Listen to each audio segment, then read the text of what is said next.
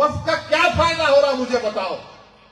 हम चंद्रबाबू नायडू से पूछ रहे हैं, मैं चैलेंज कर रहा हूं नायडू तुमको, तुम बताओ यह कानून से मुसलमानों को क्या फायदा हो रहा बताओ हमको।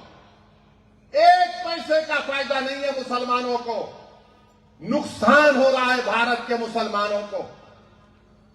मस्जिदें छीन ली जाएंगी, दरगाहें छीन ली जाएंगी, कब्रस्तानों को खत्म कर दिया जाएगा, खानखाहों को कुफल लगा दिया जाएगा। यह कानून कर रहा है। और चंद्रबाबू नायडू, मैं ये समझ रहा था कि शायद आप 2002 में बीजेपी का साथ देने के बाद आप इस तरह की गलती नहीं करेंगे, मगर आपने ये साबित कर दिया कि जहां पर मुसलमानों का मसला आएगा आप संघ परिवार के एजेंडे को पूरे भारत में नाफिज करेंगे। आप इस मुल्क को, इसके सेकुलरिज्म को, इसके प्लुरलिज्म को, इसके डाइवर्सिटी को कमजोर करना चाहते हैं। क्यों किया चंद्रबाबू नायडू ने ये? अरे आपको आंध्र प्रदेश का कैपिटल बनाना है, बनाओ, हम भी लड़ेंगे अमरावती के लिए। आंध्र प्रदेश की तरक्की के लड़ना, हम भी लड़ेंगे आंध्र प्रदेश के लिए। ये हमारा पुराना रियासत रहा है। मैं तो एमएलए था 10 साल आंध्र प्रदेश का। हम कभी आंध्र प्रदेश को नहीं भूलेंगे। मगर आप अमरावती के नाम पर कैसे सौदा कर सकते भारत के संविधान के ऊपर? आप आंध्र प्रदेश का हवाला देते और कैसे आप कॉन्स्टिट्यूशन को कमजोर करने की इजाजत दे सकते हैं? अभी भी वक्त है चंद्रबाबू नायडू साहब, इस कानून पर अमलावरी को रुकाइए। आप अगर ऐलान कर देंगे कि तेलुगु देशम इसकी तारीफ नहीं करेगी, इसके खिलाफ है, तो यकीन मानिए यह कानून का असर कम हो जाएगा रातों रात। मगर चंद्रबाबू नायडू नहीं करना चाहते। क्यों नहीं करना चाहते? क्योंकि वो सेकुलरिज्म पर कॉम्प्रोमाइज कर चुके। हमारे तेलुगु देशम के बहुत से मेरे भाई हैं, मैं उनकी बड़ी इज्जत करता हूं, जो जरूर उस पार्टी में हैं। वो कुछ नहीं कर सकते, मुझे मालूम, मजबूर है वो। मगर हम डायरेक्ट चंद्रबाबू नायडू को बोल रहे हैं, आपने बहुत बड़ा गलत काम किया है। आपने मुसलमानों को धोखा नहीं दिया, आपने संविधान को धोखा दिया है। आपने बाबा साहेब अम्बेडकर के संविधान को कमजोर करने का काम किया है।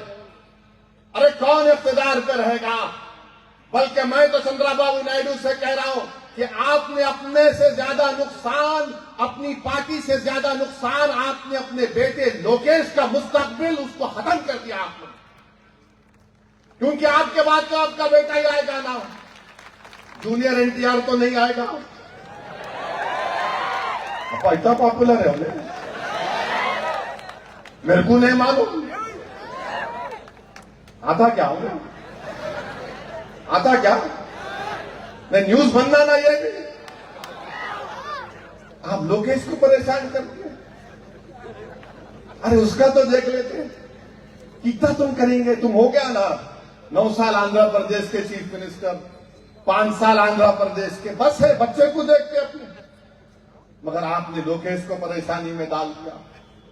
मेरे भाई, सच्चाई बयान कर रहा हूं, ये वक्फ का कानून मुसलमानों से हमारी जायदादों को छीनने के लिए बनाया गया। एक बना दिया गया कि अगर कोई मुसलमान अपनी जायदाद को वक्फ वाला औलाद करता है, नहीं कर सकते।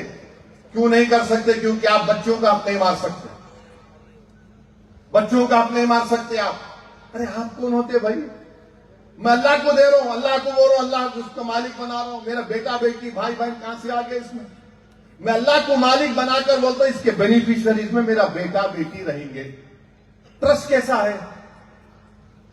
इसका फायदा बेटा बेटी को होगा। मगर चंद्रबाबू नायडू, पवन कल्याण, नीतीश कुमार, कुमारास्वामी, जयंत चौधरी, ये सब मिलकर बोले नहीं नहीं, बच्चों का हाथ नहीं मारना। अम्मा, बच्चों से इतनी मोहब्बत कैसा हो गई तुम्हारे को? अगर बच्चों से इतनी मोहब्बत है तो वो जो बच्ची जिसकी अस्मत रेजी गुजरात में हुई थी, जिसके इज्जत लूटने वालों को बीजेपी ने जेल से छोड़ दिया, बिल्किस बानो को क्या चंद्रबाबू नायडू अपने विजयवाड़ा घर में बुला के बिठा सकते? अम्मा पूछो, चाय पियो? नहीं बोल सकते ना। हम अल्लाह के नाम पे, कोई हिंदू बोलता मैं भगवान के नाम पे दान दे रहा हूं, कोई सिख गुरुद्वारे वाले बोलते हैं कि हम वाहे गुरु के नाम पे दे रहे हैं। उनका इख्तियार है, जायदाद उनकी है, मगर आप कौन होते मेरे को बोले बच्चों का आप नहीं मारना, मैं अल्लाह को दे रहा हूं। भाई आप कौन होते? सेक्शन 300 आर्टिकल में क्या है? प्रॉपर्टी मेरा राइट है, मैं अपनी जायदाद को रखूं, जला दूं, किसको भी दे दूं, मेरी जायदाद है। मगर नहीं, आप बोले नहीं दे सकते, बच्चों का आप नहीं मारना, वक्फ वाला औलाद नहीं होगा, ये हमारी शरीयत के खिलाफ है। एक एक सेक्शन 46 सेक्शन है, कोई एक सेक्शन मेरे को बताओ जिससे वक्फ की जायदाद को फायदा होगा? कुछ नहीं होगा। और याद रखो, बीजेपी अपने हिंदुत्व के एजेंडे को आगे लेके जाएगी। अब जो मसाजिद है जिस पर आरएसएस ये बोलती कि ये मस्जिद नहीं थी, फुला थी, क्या होगा उसका? कि चंद्रबाबू नायडू आएंगे, नीतीश कुमार आएंगे, कुमारस्वामी आएंगे, जयंत चौधरी आएंगे, चिराग पासवान आएंगे, कोई नहीं आएगा। हमारे अल्लाह के घर को निशाना बनाएंगे तो हमको ठहरना पड़ेगा, दरगाहों पे निशाना बनाएंगे तो हमको तकलीफ होगी, किसको तकलीफ नहीं होगी? मेरे भाई याद रखो, जब तक आप में शऊर बेदार नहीं होगा, जब तक आप ये नाम निहार